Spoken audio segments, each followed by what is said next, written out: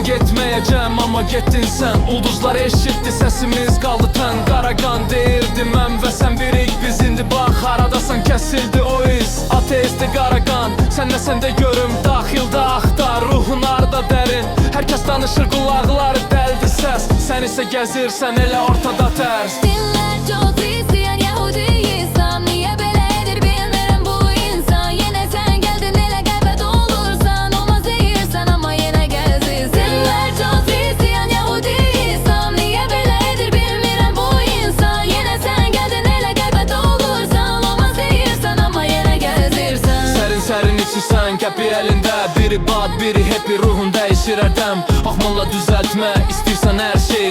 Amma axırda ciblərdə olur tək mani. Nöqtələr, vergüllər, sözlər axır sətirdə. Bu yolun axırı hardadır de fikirdə.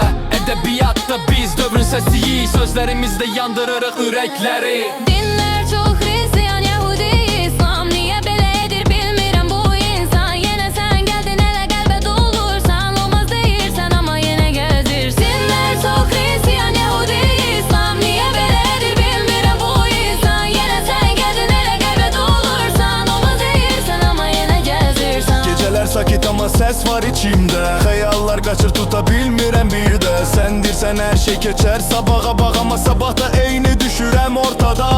Küçələr danışır, hər kəs burada aktyor.